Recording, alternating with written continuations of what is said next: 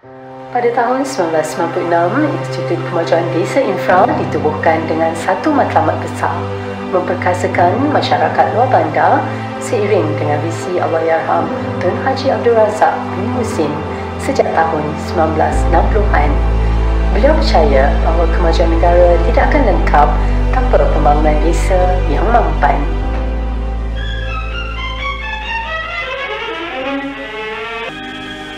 Tetapi di Malaysia yang baru merdeka ini, banyak kejayaan telah diperolehi di segi penghidupan baru, terutama sekali pada orang-orang kampung.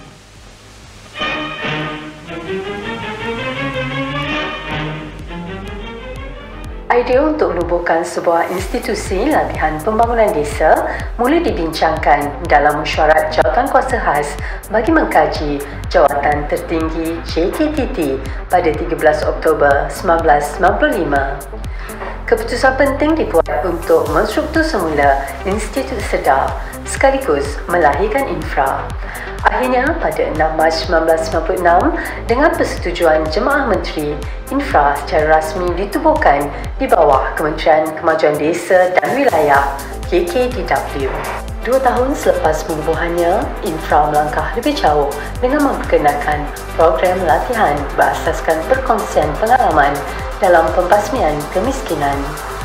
Jalinan kerjasama dengan organisasi antarabangsa seperti African Asian Rural Development Organisation (ARDO), Center on Integrated Rural Development for Asia and the Pacific (CIRDAP), Japan International Cooperation Agency (JICA) dan Sekretariat Commonwealth (COMSEC) membuka ruang untuk pertukaran ilmu dan kepakaran di peringkat global.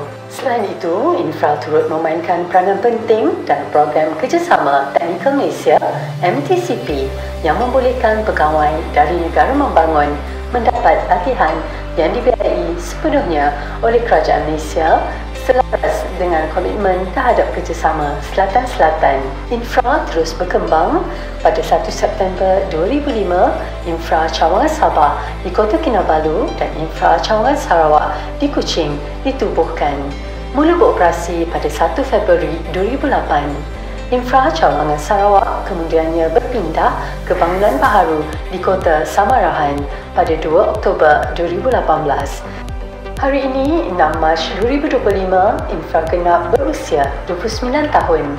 Dalam tempoh hampir 3 dekad ini, Infra terus mencari tunjang dalam melatih dan membimbing masyarakat luar bandar dalam pelbagai aspek seperti kepimpinan, pengurusan, pentadbiran desa serta keusahawanan.